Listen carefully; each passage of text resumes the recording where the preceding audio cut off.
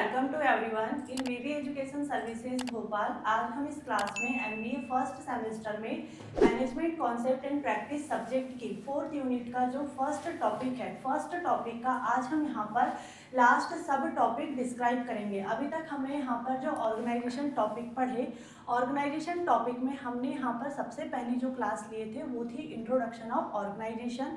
उसके बाद में हमने इसके नेचर को डिस्क्राइब किए, कल हमने प्रिंसिपल को डिस्क्राइब किए। आज हम यहाँ पर ऑर्गेनाइजेशन की जो प्रोसेस है कि मतलब किसी भी ऑर्गेनाइजेशन को जब हमें इस्टेब्लिश करना है तो इसकी कौन कौन सी प्रोसेस होती है उसके बारे में आज हम यहाँ पर डिस्कस करेंगे। ठीक है, तो जो प्रोसेस ऑफ ऑर्गेनाइजेशन है यहाँ पर जो मतलब एक सिस्टमेटिक प्रोसेस होती है। सबसे पहले तो ये जो प्रोसेस है ये एक सिस्टमेटिक प्रोसेस होती है जिसमें क्या होता है कि जो वर्क होते हैं ऑर्गेनाइजेशन का, जो वर्क होता है वर्क को यहाँ पर डिवाइड किया जाता है, वर्क को आइडेंटिफाई किया जाता है और यहाँ पर जो अथॉरिटी होती है और रिस्पॉन्सिबिलिटी होती है उसे भी डिवाइड किया जाता है एम्प्लॉय में और डिपार्टमेंट में।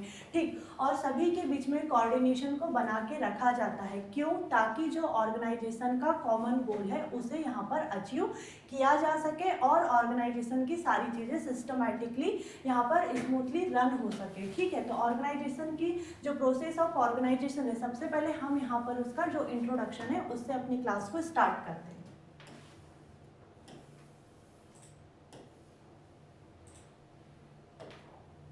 देखो, सबसे पहले यहाँ पर जो प्रोसेस ऑफ ऑर्गेनाइजेशन है उसका इंट्रोडक्शन देखते हैं।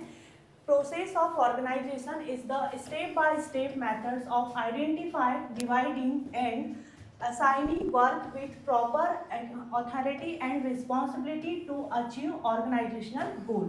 अब यहाँ पर देखो, ये जो प्रोसेस ऑफ ऑर्गेनाइजेशन है, ये जो प्रोसेस है ये ऑर्गेनाइजेशन का जो गोल होता है, ऑर्गेनाइजेशन का जो गोल है उसे यहाँ पर अचीव करने के लिए क्या होता है कि जो प्रॉपर अथॉरिटी मीन्स होता है यहाँ पर अधिकार, और जो रिस्पॉन्सिबिलिटी मतलब जो जिम्मेदारी है। ठीक है, जिम्मेदारियों को यहाँ पर क्या होता है आइडेंटिफाई, डिवाइडिंग, और यहाँ देखो हिंदी में देख लेते हैं सबसे अच्छा। जो ऑर्गेनाइजेशन की प्रोसेस है, ऑर्गेनाइजेशन की जो प्रोसेस है ये संगठनात्मक लक्ष्यों मतलब जो ऑर्गेनाइजेशन का गोल है उसको यहाँ अचीव करने के लिए जो उचित मतलब जो ये प्रॉपर अथॉरिटी एंड रिस्पॉन्सिबिलिटी है मतलब जो उचित अधिकार और जिम्मेदारी के साथ में कार्य की पहचान मतलब जो यहाँ पर वर्क है ऑर्गेनाइजेशन का, जो भी वर्क है उसको क्या करता है आइडेंटिफाई मतलब होता है पहचान, डिवाइडिंग मतलब होता है यहाँ पर विभाजन करना, और असाइनिंग मतलब होता है यहाँ पर आवंटन करना या सौंपना। ठीक है, तो जो ऑर्गेनाइजेशन की प्रोसेस है उसमें क्या होता है कि जो ऑर्गेनाइजेशन का गोल है उसको अचीव करने के लिए जो रिस्पॉन्सिबिलिटी है, जो अथॉरिटी है, अथॉरिटी के साथ में काम को पहचाना जाता है, उसका विभाजन किया जाता है और एम्प्लॉय को यहाँ पर असाइन किया जाता है मतलब सौंपा जाता है। ठीक है, आगे देखते हैं अब हम।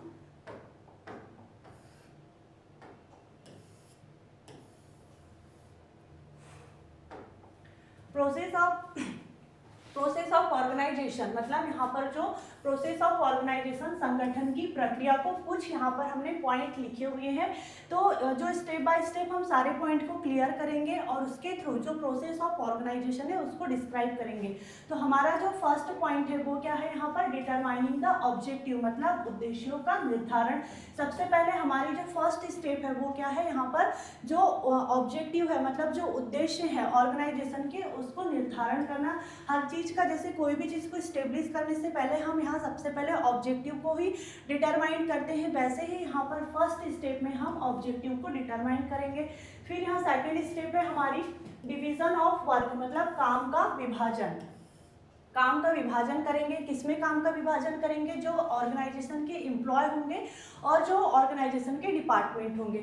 थर्ड स्टेप हमारी रहेगी यहाँ पर ग्रुपिंग ऑफ एक्टिविटीज मतलब गतिविधियों का समूहन। फिर फोर्थ स्टेप है हमारी असाइनिंग द रिस्पॉन्सिबिलिटी मतलब जिम्मेदारियों को सौंपना। डेलीगेशन ऑफ अथॉरिटी मतलब अधिकारों का विकेंद्रीकरण, और लास्ट रहेगा हमारा कोऑर्डिनेशन मतलब होता है समन्वय। ठीक, ये सारे पॉइंटों को हम यहाँ पर स्टेप बाय स्टेप करके अब डिस्क्राइब करते हैं।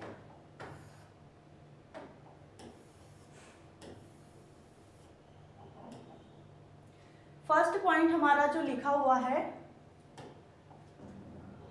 डिटरमाइनिंग द ऑब्जेक्टिव मतलब यहाँ पर उद्देश्यों का निर्धारण किया जाता है। अब देखो यहाँ पर the first and most important step in organization और management is to set objective. अब यहाँ पर देखो ऑर्गेनाइजेशन मतलब होता है संगठन और मैनेजमेंट मतलब होता है प्रबंधन, ठीक। अब यहाँ पर ये जो मैनेजमेंट है, मैनेजमेंट 5 चीज़ों से मिलकर बने, मतलब मैनेजमेंट के फंक्शंस कितने हैं, 5 फंक्शंस मैंने फर्स्ट डे से आपको बताए हैं, प्लानिंग, ऑर्गेनाइजिंग, स्टाफिंग, डायरेक्टिंग और कंट्रोलिंग, ठीक। अब आगे देखते हैं कि जो ये ऑर्गेनाइजेशन है या जो मैनेजमेंट है, इसका सबसे पहला और जो जरूरी कदम है उद्देश्य को तय करना, ठीक। This means making it clear in advance the purpose for which the organization has been created and what it wants to achieve. अब यहाँ पर इसका मतलब क्या है कि जो ऑर्गेनाइजेशन है, ऑर्गेनाइजेशन को किस मकसद से बनाया गया है, मतलब इसका क्या पर्पस है ऑर्गेनाइजेशन का और वह क्या हासिल करना चाहता है, मतलब क्या अचीव करना चाहता है, उसे पहले से स्पष्ट करना। अब देखो यहाँ पर जैसे कोई भी ऑर्गेनाइजेशन को बनाया जाता है तो सबसे पहले उसके ऑब्जेक्टिव को डिसाइड किया जाता है कि किस ऑब्जेक्टिव के लिए हम ऑर्गेनाइजेशन को बनाएं। जैसे आप सभी लोगों ने भी एमबीए में एडमिशन लिया तो आप सबका भी कुछ ना कुछ ऑब्जेक्टिव रहा होगा एमबीए को करने का, तभी आप यहाँ पर इस डायरेक्शन में आए हो। जैसे कुछ लोगों का यहाँ पर ऑब्जेक्टिव होगा कि हमें डिग्री लेनी है, कुछ का ऑब्जेक्टिव होगा कि हमें अच्छी जॉब लेना है, कुछ का होगा कि हमें अपना सैलरी इंक्रीमेंट कराना है और कुछ का ऑब्जेक्टिव होगा कि हमें प्रमोशन अपना करवाना है, ठीक है। तो यहाँ पर सबके ऑब्जेक्टिव अलग अलग हो सकते हैं, लेकिन कुछ ना कुछ तो ऑब्जेक्टिव रहा ही होगा, तभी आपने एमबीए करने का सोचे, ठीक है। तो ऐसे ही एक ऑर्गेनाइजेशन में जो फ्यूचर में उसे क्या अचीव करना है, यहाँ वो पहले से डिसाइड करता है, उसी को कहा जाता है यहाँ पर डिटरमाइनिंग द ऑब्जेक्टिव। मतलब पहले से डिसाइड किया जाता है कि ऑर्गेनाइजेशन बनाने से पहले कि हम ऑर्गेनाइजेशन तो बनाएंगे लेकिन उसका ऑब्जेक्टिव क्या होगा। तो फर्स्ट स्टेप यहाँ पर प्रोसेस ऑफ ऑर्गेनाइजेशन की यही है, डिटरमाइनिंग द ऑब्जेक्टिव, ठीक है। इसके एग्जाम्पल भी देख लेते हैं।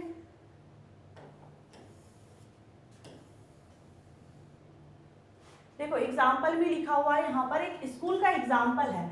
अब एक स्कूल का ऑब्जेक्टिव क्या हो सकता है, एक स्कूल का ऑब्जेक्टिव यही हो सकता है कि बच्चों को अच्छा एजुकेशन देना है और अच्छा एजुकेशन देने के लिए उसी हिसाब से सिलेबस होगा, उसी हिसाब से यहाँ टीचर उन्हें पढ़ाएंगे और जो भी यहाँ पर फैसिलिटी बच्चों को दी जाएगी। तो यहाँ पर जो ऑब्जेक्टिव सेट करके स्कूल को ओपन किया गया था उसी हिसाब से यहाँ पर बच्चों को एजुकेशन दिया जाता है और उनका ओवरऑल डेवलपमेंट किया जाता है, ठीक। फिर सेकंड है कंपनी का। कंपनी में जैसे मान लो कि कोई एक कंपनी है, वो यहाँ पर जैसे अफोर्डेबल मतलब सस्ता और टिकाऊ फोन यहाँ पर मार्केट में लेकर आना चाहती है। अब वो कंपनी यहाँ पर जो सस्ता और टिकाऊ फ़ोन बनाना चाहती है उसके लिए वैसा ही रिसर्च करेगी, वैसे ही प्रोडक्ट का यूज़ करेगी और यहाँ पर जैसे वैसे ही प्रोडक्शन का और वैसे ही मार्केटिंग मतलब उसी दिशा में करेगी, तभी यहाँ पर वो कंपनी अपने ऑब्जेक्टिव को अचीव कर पाएगी। या फिर जैसे कोई हॉस्पिटल है, अगर कोई हॉस्पिटल ओपन कर रहे हैं तो हॉस्पिटल का ये ऑब्जेक्टिव है कि हम जो पेशेंट रहेंगे, पेशेंट को यहाँ पर एक अच्छा और गुड हेल्थ मतलब ट्रीटमेंट देंगे, उनकी हेल्थ के लिए अच्छा काम करेंगे, अच्छी हेल्थ सर्विस प्रोवाइड करेंगे। तो वहाँ पर जो टॉप लेवल मैनेजमेंट से लेकर के लोअर लेवल मैनेजमेंट तक जितने भी यहाँ पर एम्प्लॉय होंगे, ऑफिसर्स होंगे, सभी उसी दिशा में काम करेंगे कि पेशेंट को अच्छी से अच्छी फैसिलिटी मिल सके, ठीक। अब देखते हैं हम सेकंड प्रोसेस क्या है।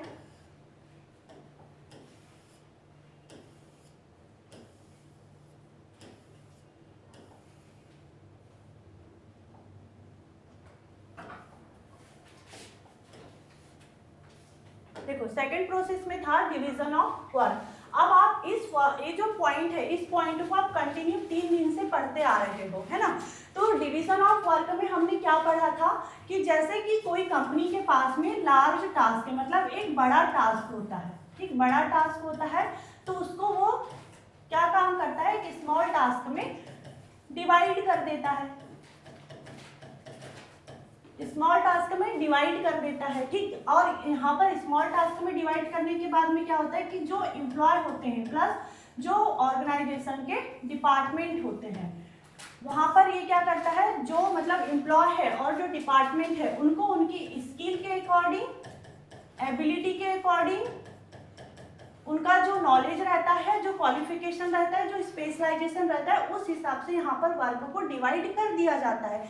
जिससे क्या होता है कि जो ऑर्गेनाइजेशन का काम है, जो एक बहुत बड़ा काम था, वो छोटे छोटे पार्ट में डिवाइड कर दिया गया और यहाँ पर एम्प्लॉय को उनकी स्किल के अकॉर्डिंग, एबिलिटी के अकॉर्डिंग, नॉलेज के अकॉर्डिंग यहाँ पर दिया गया है। मतलब वो काम को बहुत अच्छे से करेंगे, तो वर्क में किसी प्रकार की कोई मिस्टेक नहीं होगी, कोई प्रॉब्लम क्रिएट नहीं होगी, ऑर्गेनाइजेशन में कोई कॉन्फ्लिक्ट नहीं होगा, कोई डिस्प्यूट्स क्रिएट नहीं होंगे। तो सेकंड प्रोसेस में हमारा यही है कि सेकंड प्रोसेस में यहाँ पर वर्क को डिवाइड कर दिया जाता है ताकि ऑर्गेनाइजेशन का वर्क बहुत अच्छे से हो। ठीक,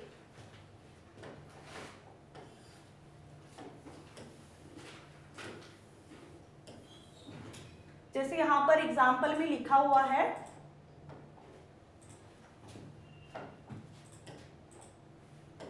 जैसे एचआर डिपार्टमेंट है, एचआर डिपार्टमेंट क्या करेगा, यहाँ एम्प्लॉय को रिक्रूट करने का काम करेगा। सेल्स डिपार्टमेंट यहाँ पर प्रोडक्ट को सेल करने का काम करेगा। लॉजिस्टिक डिपार्टमेंट यहाँ पर जो सेल्स है उनके डिलीवरी करने का काम करेगा। आईटी डिपार्टमेंट ये सॉफ्टवेयर और जो सिस्टम होंगे उनको हैंडल करेगा। फाइनेंस डिपार्टमेंट यहाँ पर क्या करेगा, जो ऑर्गेनाइजेशन का फंड होगा, जो पैसा होगा, उसको यहाँ पर हैंडल करने का काम करेगा। तो जब सारे यहाँ पर सारे एम्प्लॉय और जो डिपार्टमेंट है जब अपना अपना काम अच्छे से करेंगे तो ऑर्गेनाइजेशन में कोई मिस्टेक होगी नहीं होगी। ऑब्वियसली यहाँ पर जो ऑर्गेनाइजेशन का काम है वो अच्छे से होगा, ऑर्गेनाइजेशन स्मूथली रन करेगा। सेकेंड प्रोसेस हमारी यही थी।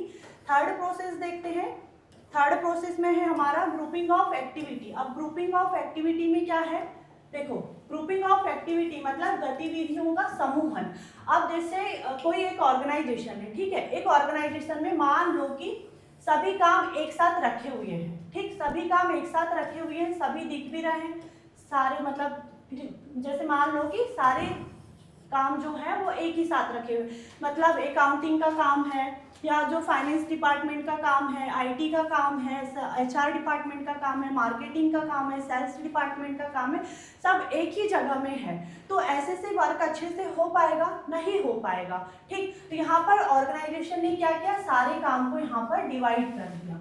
ठीक, जैसे दिख रहा है ना, अब एक ही कलर के यहाँ पर ये सारी चीजें एक साथ दिख रही है, मतलब सभी काम एक साथ हो गए। अब आपको लग रहा होगा कि मैडम अभी तो आपने डिवीजन ऑफ वर्क में भी वही बताया और अब आप यहाँ पर ग्रुप ऑफ एक्टिविटी में भी सेम चीज बता रहे हो, लेकिन दोनों चीज अलग है। कैसे अलग है, अब देखते हैं कि कैसे अलग है।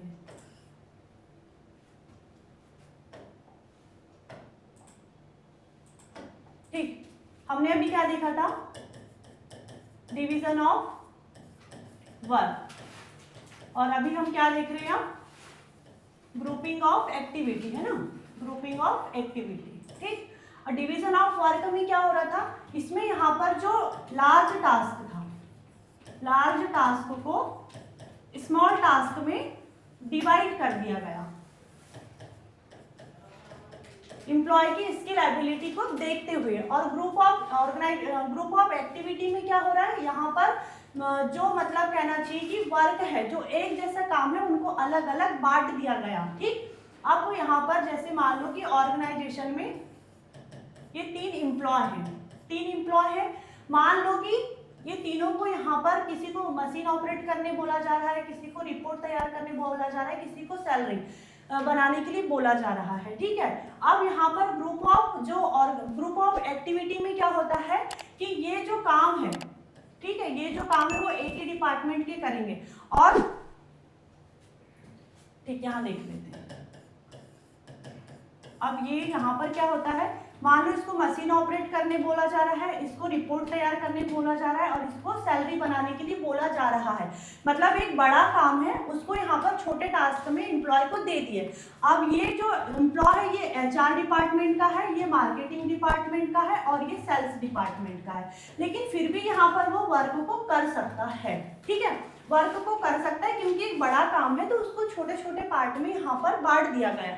लेकिन ग्रुप ऑफ एक्टिविटी में ऐसा नहीं होता है। मान लो कि ये अगर तीनों एम्प्लॉय यहाँ पर एचआर डिपार्टमेंट के हैं, तो ये यहाँ पर जो कहना चाहिए कि रिपोर्ट बनाने का काम है, सैलरी बनाने का काम है, या डेटा को कलेक्ट करने का काम है, वो काम यहाँ पर ये एचआर डिपार्टमेंट के एम्प्लॉय हैं तो ये नहीं करेंगे, चाहे काम हो या ना हो, लेकिन ये यहाँ पर एचआर डिपार्टमेंट के एम्प्लॉय काम नहीं करेंगे। लेकिन डिवीजन ऑफ वर्क में ऐसा नहीं था, चाहे किसी भी डिपार्टमेंट के वो एम्प्लॉय रहे वर्क को कर लेते थे।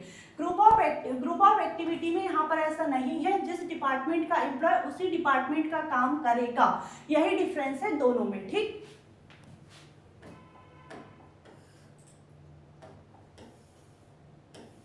जैसे यहां पर आगे एग्जाम्पल में लिखा हुआ है, एग्जाम्पल तो देख लिए थे, इसको समझते हैं पहले। ठीक है, डिवीजन ऑफ वर्क और group of activity. Division of work में क्या देखा था हमने, यहाँ पर जो बड़े काम थे उसको छोटे छोटे पार्ट में डिवाइड कर दिए गए और काम अच्छे से हो गया। ग्रुप ऑफ एक्टिविटी में क्या होता है, इसमें जो है समान कामों को एक समूह में रखा जाता है। जैसे यहाँ पर ए एक व्यक्ति है मशीन चलाता है, बी कोई व्यक्ति पैकेजिंग करता है और सी कोई व्यक्ति है ये चेकिंग करने का काम करता है। ठीक है, लेकिन ये जो काम है ये यहाँ पर प्रोडक्शन डिपार्टमेंट ही करेगा, मशीन चलाने का काम, पैकेजिंग करने का काम और चेकिंग करने का काम भी। यहाँ पर एचआर डिपार्टमेंट का जो एम्प्लॉय रहेगा वो यहाँ पर इंक्लूड नहीं हो सकता। ठीक, और यहाँ पर ऐसा नहीं है, यहाँ पर अगर एचआर डिपार्टमेंट का है, सेल्स डिपार्टमेंट का, मार्केटिंग डिपार्टमेंट का भी है तो यहाँ पर वो हेल्प कर सकता है, लेकिन यहाँ नहीं कर सकता, यही डिफरेंस है दोनों में। ठीक, आगे देखते हैं।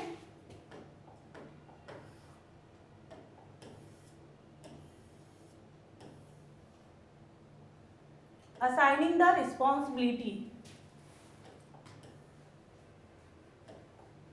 अब देखो यहाँ रिस्पॉन्सिबिलिटी को मतलब जो जिम्मेदारी है उसे सौंपा गया है। When a person is given the responsibility to complete a task और जॉब, मतलब जब किसी काम या कार्य को किसी व्यक्ति को पूरा करने की जिम्मेदारी दी जाती है। तो एक ऑर्गेनाइजेशन में भी यहाँ पर जो एम्प्लॉय होते हैं, एम्प्लॉय को यहाँ पर जो जिम्मेदारी है, जिम्मेदारी सौंपी जाती है। एक एग्जाम्पल देखते हैं। सबसे पहले हम मान लो कि कोई रूम पार्टनर है, ठीक है, कोई रूम पार्टनर है दो, ठीक है, ये ए और ये है बी। ए को जिम्मेदारी दी गई है कि आपको खाना बनाना है और बी को जिम्मेदारी दी गई है कि आपको रूम की क्लीनिंग करनी है। ठीक है, दोनों की जिम्मेदारी अलग अलग है, तो यहाँ पर क्या होगा, काम अच्छे से होगा और काम में ना ही कोई कंफ्यूजन होगा, ना ही कभी काम में डिले होगा। दोनों की मतलब रिस्पॉन्सिबिलिटी पता है कि हमें क्या काम करना है और क्या काम नहीं करना है। अब मान लो कि ये कोई रूम पार्टनर नहीं, एक ऑर्गेनाइजेशन है, ये ऑर्गेनाइजेशन के दो एम्प्लॉय हैं, एम्प्लॉय ए है और ये है एम्प्लॉय बी। ठीक, अब यहाँ पर एम्प्लॉय ए को ये मतलब रिस्पॉन्सिबिलिटी दे दी गई कि आपको अभी दिसंबर का महीना चल रहा है तो दिसंबर मंथ की जो रिपोर्ट तैयार करनी है, मान लो, ठीक, रिपोर्ट बनानी है, ये एम्प्लॉय ए की रिस्पॉन्सिबिलिटी है। ठीक, और यहाँ पर एम्प्लॉय बी को रिस्पॉन्सिबिलिटी दे दी जाती है कि दिसंबर मंथ की आपको एम्प्लॉय की सैलरी बनानी है। तो यहाँ पर क्या हुआ, दोनों एम्प्लॉय को अपनी अपनी जिम्मेदारी क्लियर है, तो यहाँ पर वो अपनी जिम्मेदारी को अच्छे से पूरा करेंगे और जब जिम्मेदारी को अच्छे से पूरा करेगा एम्प्लॉय तो वर्क भी अच्छे से होगा, स्मूथली ऑर्गेनाइजेशन चलेगा, ना ही कभी ऑर्गेनाइजेशन में कोई प्रॉब्लम क्रिएट होगी और ना ही कभी कोई कॉन्फ्लिक्ट होंगे एम्प्लॉय के बीच में, मतलब कोऑर्डिनेशन बना रहता है एक ऑर्गेनाइजेशन में। ठीक है,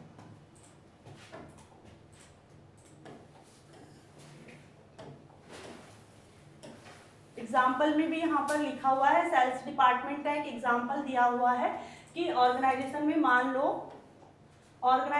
मान लो कि एक सेल्स डिपार्टमेंट में कोई राजेश है और कोई सीता है। राजेश को यहाँ पर रिस्पॉन्सिबिलिटी दे दी गई कि नए ग्राहकों को कांटेक्ट करना है और सेल को इंक्रीज करना है, और जो सीता है उसको ये रिस्पॉन्सिबिलिटी दे दी गई कि जो ओल्ड कस्टमर्स हैं उनका जो भी यहाँ पर ग्रीवियंसेस है, मतलब जो शिकायतें हैं, शिकायतों का यहाँ पर सॉल्यूशन करना है, तो मतलब शिकायतों को यहाँ पर हल करना है। तो दोनों की रिस्पॉन्सिबिलिटी अलग है, दोनों अपने अपने काम को यहाँ पर अच्छे से करेंगे। ठीक, तो एक ऑर्गेनाइजेशन में ये चीज़ भी होनी चाहिए कि एम्प्लॉय के बीच में रिस्पॉन्सिबिलिटी क्लियर होना चाहिए। ऐसा नहीं कि ये काम वो करेगा, वो काम ये करेगा, ऐसे ऐसे में पता चल रहा है ऑर्गेनाइजेशन एक दिन बंद हो जाए।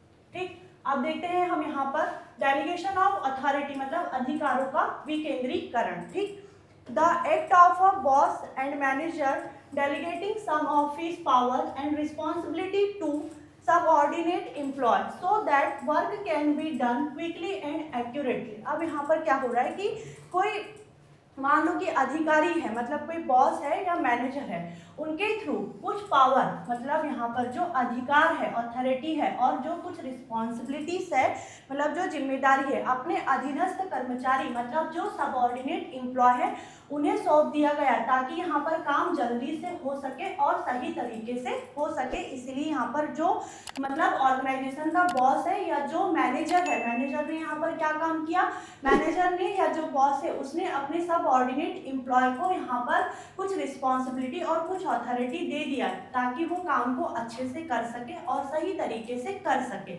एग्जाम्पल देखते हैं इसका।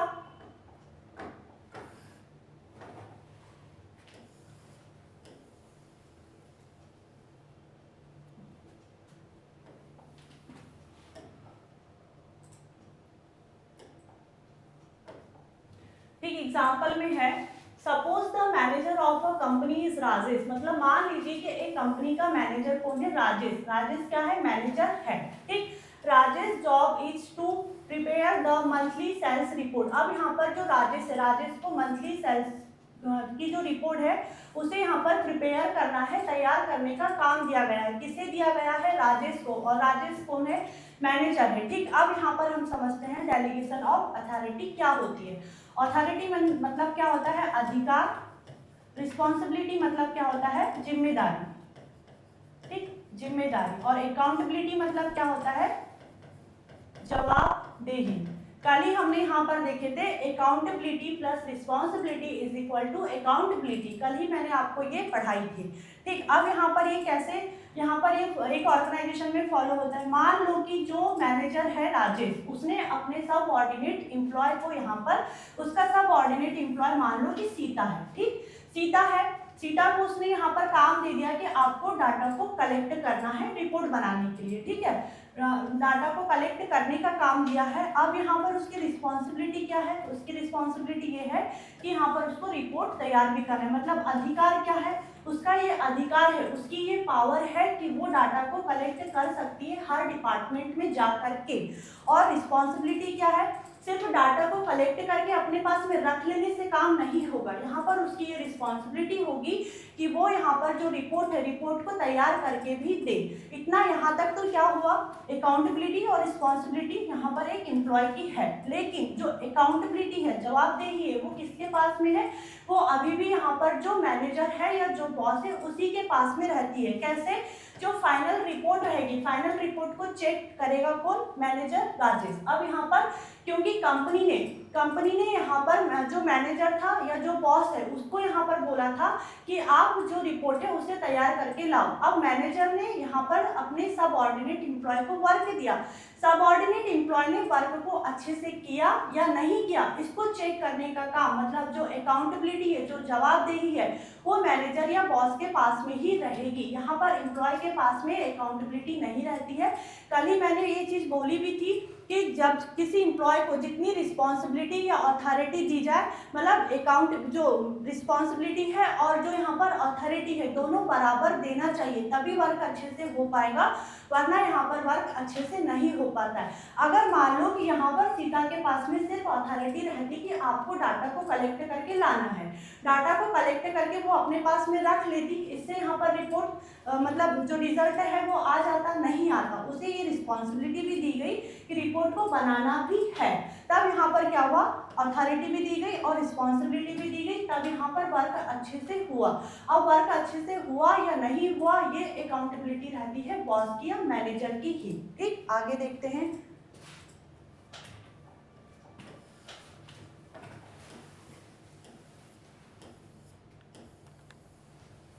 कोऑर्डिनेशन मतलब समन्वय। When different people and department in an organization do different work, the unity all their work and taking it toward a single objective is called coordination. Coordination मतलब होता है समन्वय, मतलब जब सभी डिपार्टमेंट और सभी एम्प्लॉय मिल करके काम करते हैं उसे यहाँ पर क्या कहा जाता है, कोऑर्डिनेशन। जब किसी संगठन मतलब जो ऑर्गेनाइजेशन में अलग अलग लोग, मतलब जो अलग अलग लोग हैं और जो अलग अलग डिपार्टमेंट है अलग अलग काम करते हैं, तो उन सबके काम को एकजुट करके एक लक्ष्य मतलब जो ऑब्जेक्टिव है, ऑब्जेक्टिव की ओर लेकर के ऑब्जेक्टिव को अचीव करना, इसी को कहा जाता है कोऑर्डिनेशन। ठीक है, इसका एग्जांपल देखते हैं कोऑर्डिनेशन कैसे होता है एक ऑर्गेनाइजेशन में। देखो, suppose the company has to launch a new mobile phone. अब मान लो कि एक जो कंपनी है, कंपनी को नया मोबाइल फोन यहाँ पर लॉन्च करना है। ठीक है, यहाँ पर कोऑर्डिनेशन कैसे वर्क करेगा, मोबाइल फोन यहाँ पर लॉन्च करना है। ठीक है, अब यहाँ पर एक है प्रोडक्शन डिपार्टमेंट जो मोबाइल बनाएगा, पहले मोबाइल बनेगा तभी तो मोबाइल बिकेगा। फिर है मार्केटिंग डिपार्टमेंट, यहाँ पर अब इसकी मोबाइल की मार्केटिंग भी होगी तभी तो कस्टमर तक सारी चीजें पहुंचेगी कि हाँ मार्केट में कोई न्यू फोन लॉन्च हुआ है। फिर है सेल्स डिपार्टमेंट, मतलब ग्राहकों को बेचा जाएगा। फिर फाइनेंस डिपार्टमेंट पैसे और बजट का ध्यान रखता है। ठीक है, अब यहाँ पर क्या, सबके काम को मिलाकर सही दिशा में चलाना कोऑर्डिनेशन है। लेकिन सबके काम सही कैसे चल सकते हैं, अगर मान लो कि मोबाइल बना ही नहीं और मार्केटिंग होने लग जाए, मान लो कि मार्केटिंग हो गई और यहाँ पर कहना चाहिए कि जो पैसा है, जो बजट है मोबाइल बनाने के लिए है ही नहीं, या ग्राहकों को जो मोबाइल है वो बेचा जाने लग गया और यहाँ पर मोबाइल ही नहीं बना, मतलब यहाँ पर मान लो कि जो एक डिपार्टमेंट को दूसरे डिपार्टमेंट की इंफॉर्मेशन ना रहे तो यहाँ पर वर्क अच्छे से हो पाएगा, नहीं हो पाएगा। इसीलिए एक डिपार्टमेंट को दूसरे डिपार्टमेंट के बारे में पता रहना चाहिए, मतलब प्रोडक्शन डिपार्टमेंट को ये इंफॉर्मेशन रहना चाहिए कि मार्केट में मार्केटिंग होने लग गई है, हमें जल्दी से प्रोडक्ट बना के देना है। मार्केटिंग डिपार्टमेंट को ये पता रहना चाहिए कि प्रोडक्ट बन गया है, अब हमें मार्केटिंग करनी है। ठीक, सेल्स डिपार्टमेंट, ग्राहकों को अब बेचा जाएगा, ग्राहकों को बेचने के लिए यहाँ पर पहले कंपनी को ये पता रहना चाहिए कि मोबाइल का स्टॉक सही मतलब अवेलेबल है या नहीं है। ठीक है, उसके बाद में फाइनेंस डिपार्टमेंट को भी ये पता रहना चाहिए कि जो मतलब हमारा फाइनेंस मतलब कहना चाहिए कि जो भी पैसा है, जो भी केस है वो सही मायने में यहाँ पर अवेलेबल है या नहीं है, ताकि हम आगे जब कस्टमर की मांग बढ़े तो न्यू प्रोडक्ट बना सकेंगे या नहीं बना सकेंगे। तो यहाँ पर क्या है, एक जो मतलब डिपार्टमेंट है दूसरे डिपार्टमेंट से कनेक्ट है, मतलब एक दूसरे का ये समन्वय बना के रख रहे हैं, एक दूसरे की हेल्प कर रहे हैं, एक दूसरे का साथ दे करके ही वर्क कर रहे हैं। इसी को कहा जाता है कोऑर्डिनेशन, मतलब मिलजुल करके काम करना। ठीक,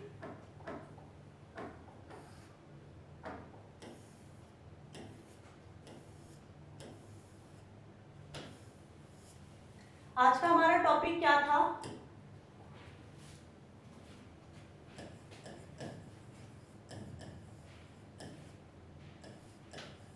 प्रोसेस ऑफ ऑर्गेनाइजेशन।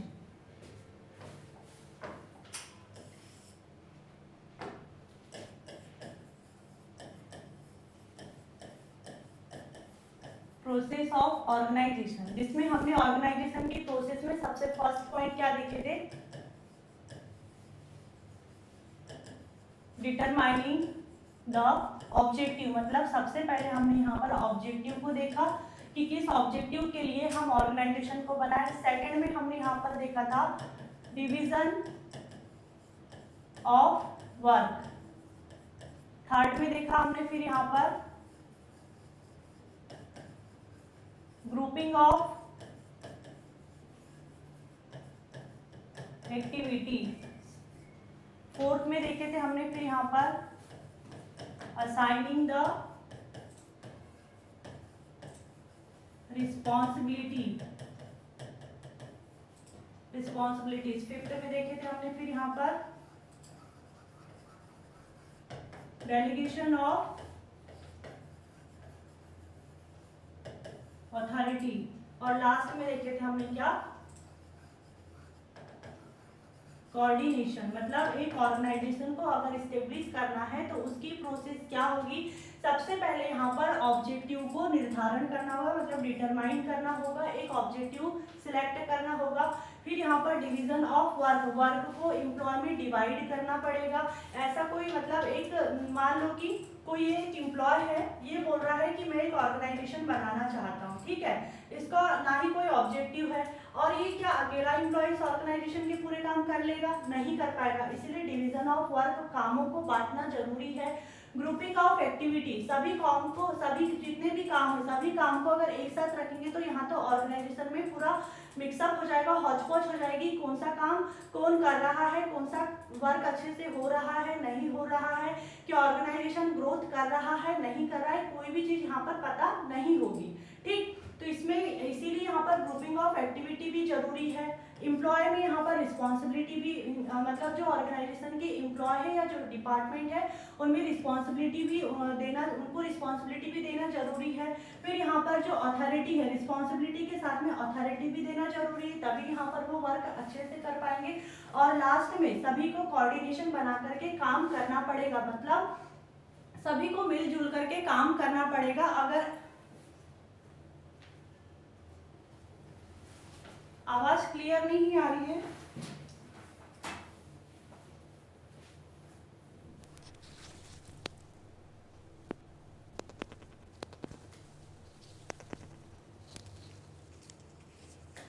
अब आ रही सभी को आवाज? मैसेज करके जल्दी से बता दीजिए, टाइम खत्म होने वाला है क्लास का, ठीक है। देखो सबसे पहले हमने यहाँ पर प्रोसेस में क्या देखे कि मान लो कि ये कोई एक एम्प्लॉय है, एम्प्लॉय ने यहाँ पर एक ऑर्गेनाइजेशन को बनाने का सोचा, ठीक है। अब ये ऑर्गेनाइजेशन का मान लो कि कोई ऑब्जेक्टिव नहीं है, तो क्या ये ऑर्गेनाइजेशन को बनाना सही होगा? नहीं। डिवीजन ऑफ वर्क, मतलब यहाँ पर अब ये अकेला जो मतलब ऑनर समझ लो, इस ऑनर ने ऑर्गेनाइजेशन को बनाने का सोचा, लेकिन यहाँ पर ऑर्गेनाइजेशन में अगर अकेला ये काम कर लेगा नहीं करेगा, इसलिए यहाँ पर डिवीजन ऑफ वर्क मतलब कामों को बांटना भी जरूरी है। ग्रुपिंग ऑफ एक्टिविटी, अब ग्रुपिंग ऑफ एक्टिविटी में क्या होगा कि सभी कामों को अलग अलग रखना जरूरी है। अगर सब काम एक साथ रहेंगे तो क्या क्या होगा, सारे काम में यहाँ पर हौच-पौच हो जाएगी, सब काम मिक्सअप हो जाएंगे, जो ऑर्गेनाइजेशन है वो ग्रो कर रहा है या नहीं कर रहा है, कौन सा काम अच्छे से हो रहा है नहीं हो रहा है, कुछ भी पता नहीं चलेगा। इसीलिए ग्रुपिंग ऑफ एक्टिविटी भी एक ऑर्गेनाइजेशन में जरूरी है। फिर यहाँ पर एम्प्लॉय के पास में रिस्पॉन्सिबिलिटी भी रहना चाहिए, तभी वो अपने काम को अच्छे से करेंगे, वरना वो यही सोचते रहेंगे मैं क्यों करूँ, अगला एम्प्लॉय करेगा, वो बोलेगा मैं क्यों करूँ, अगला एम्प्लॉय करेगा, तो ऐसे में वर्क नहीं होते हैं। रिस्पॉन्सिबिलिटी के साथ में अथॉरिटी भी होना चाहिए, ताकि जो वर्क है वर्क यहाँ पर अच्छे से हो, ठीक है। और कोऑर्डिनेशन, कोऑर्डिनेशन मतलब अब यहाँ पर ऑर्गेनाइजेशन में सभी लोगों को मिलजुल करके काम करना भी जरूरी है। अगर मान लो एक एम्प्लॉय दूसरे एम्प्लॉय से लड़ाई करते फिरे तो ऑर्गेनाइजेशन चलेगा क्या? नहीं चलेगा। इसीलिए किसी भी ऑर्गेनाइजेशन को अगर बनाना है, स्टेब्लिश करना है, तो उसकी यही प्रोसेस है कि सबसे पहले उसका ऑब्जेक्टिव यहाँ पर क्लियर होना चाहिए, ऑब्जेक्टिव को डिटरमाइन करो, फिर उसमें यहाँ पर जो वर्क है वर्क को मतलब बांट दो, उसका विभाजन कर दो, फिर उसके बाद में यहाँ पर जो भी मतलब एक जैसे काम रहते हैं, एक जैसे काम को अलग रखो, ऐसा नहीं कि सभी काम को मिला दिए, ऐसे में ऑर्गेनाइजेशन सक्सेसफुल नहीं हो पाएगा। एम्प्लॉय को रिस्पॉन्सिबिलिटी दो, फिर यहाँ पर उन्हें अथॉरिटी भी दो, और सभी को बोलो कि मिलजुल करके काम करो, तो इस तरीके से एक ऑर्गेनाइजेशन एस्टेब्लिश हो सकता है, सक्सेसफुल हो सकता है, और वो ग्रो करेगा। तो यही प्रोसेस थी एक ऑर्गेनाइजेशन को एस्टेब्लिश करने की या एक ऑर्गेनाइजेशन की, ठीक है। तो आज का हमारा टॉपिक यहीं एंड होता है, और जो हमारा फर्स्ट टॉपिक था ऑर्गेनाइजेशन, ऑर्गेनाइजेशन टॉपिक भी हमारा यहीं पर एंड होता है आज, ठीक है। तो आज की क्लास हम यहीं पर अपनी एंड करते हैं। अगर बच्चों को समझ में नहीं आया होगा तो आप मुझसे पूछ लीजिए कि कोई डाउट तो नहीं है, या जो भी आपका क्वेश्चन होगा।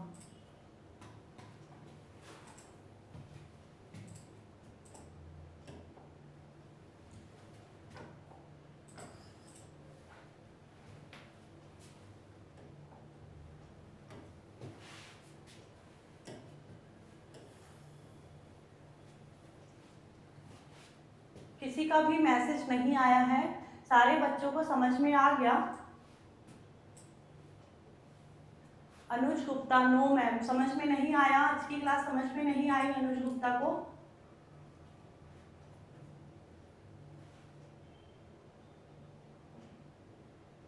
आ गई समझ में? ठीक है, देखो ऑर्गेनाइजेशन का जो टॉपिक हमने स्टार्ट किए थे, सबसे पहले हमने फर्स्ट क्लास में क्या देखे थे, सबसे पहले हमने ऑर्गेनाइजेशन में यहाँ पर जो इंट्रोडक्शन था ऑर्गेनाइजेशन का। ऑर्गेनाइजेशन क्या होता है? लोगों का समूह, ग्रुप ऑफ पीपल होता है। ठीक है, आप इस पॉइंट को याद रखना। और एक ऑर्गेनाइजेशन में वर्क को डिवाइड किया जाता है, सभी लोग मिलके काम करते हैं। तो कुछ कुछ ऐसे पॉइंट है जो आप याद रख लेना ऑर्गेनाइजेशन से रिलेटेड। अगर कोई भी क्वेश्चन आएगा तो आप इस पॉइंट को लिख करके आ सकते हो। ग्रुप ऑफ पीपल है, कोऑर्डिनेशन है, डिवीजन ऑफ वर्क है, ऑथोरिटी है, रिस्पॉन्सिबिलिटी है। ये जो कॉमन मतलब पॉइंट है, ये पॉइंट आप हर इसमें मतलब कहना चाहिए कि किसी भी क्वेश्चन में ऑर्गेनाइजेशन से रिलेटेड किसी भी क्वेश्चन में डाल सकते हो इस पॉइंट को। क्योंकि हमने अभी 3 दिन तक जो भी क्लास ली, आपने एक चीजें कॉमन देखे होंगे, आपने कि बार बार चीजें वही रिपीट हो रही है।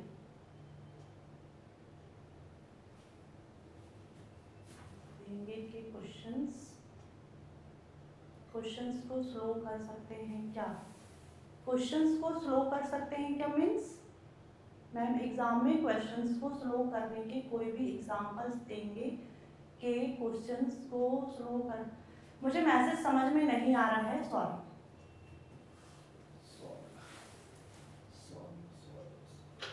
ठीक है, 2 मिनट बस बचा है, क्लास एंड हो जाएगी। किसी का कोई क्वेश्चन हो तो पूछ लीजिए, क्योंकि हमारा ऑर्गेनाइजेशन का टॉपिक आज यहीं पर एंड होगा।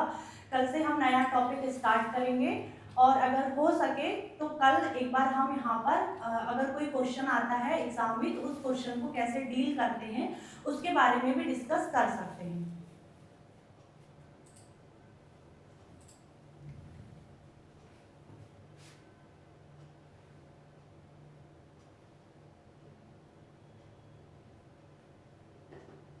मैंने जितना ज़्यादा इजी लैंग्वेज में हो सके उतना ज़्यादा इजी लैंग्वेज में समझाई हूँ। पीपीटी को पढ़ा करके मैंने यहाँ पर मतलब ज़्यादा पीपीटी को वैल्यू नहीं दी कि क्योंकि उसको तो आप पढ़ लोगे, लेकिन अगर कॉन्सेप्ट क्लियर रहेंगे तो आप अपने आप भी पॉइंट को लिख सकते हो। जैसे डिवीजन ऑफ वर्क, अगर आपको ये पॉइंट के बारे में पता है कि यहाँ पर ऑर्गेनाइजेशन के कामों को बांटा जाता है एम्प्लॉय में और डिपार्टमेंट में, उनकी स्किल एबिलिटी को देख करके, जिससे वर्क अच्छा होता है। सिंपल सी चीज़ है। अगर आपका ये कॉन्सेप्ट क्लियर है तो आप अपनी लैंग्वेज में भी इसको एग्जाम में लिख करके आ सकते हो। इसीलिए पीपीटी में क्या लिखा हुआ है इससे ज़्यादा जरूरी है कि आपको समझ में आ रहा है या नहीं, आपके कॉन्सेप्ट क्लियर हो रहे हैं या नहीं। पीपीटी तो आपके लिए ही बनी है, आपके ही पास में रहेगी, आप उसको आराम से पढ़ना। लेकिन क्लास में आपका यही पर्पस रहना चाहिए कि हमारा कॉन्सेप्ट क्लियर होना चाहिए। और एग्जाम्पल में जैसे जो हम एग्जाम्पल बता रहे हैं, आप उस एग्जाम्पल को भी अपनी एग्जाम में लिख करके आ सकते हो। टोटल आपको 7 क्वेश्चन करना रहेगा एग्जाम में, लेकिन ये 7 क्वेश्चन में 3 घंटे में करना भी बहुत मुश्किल होता है, इसीलिए आपको हर चीज याद रहना चाहिए। ठीक, तो आज की क्लास हम अपनी यहीं पर एंड करते हैं। Thank you so much everyone.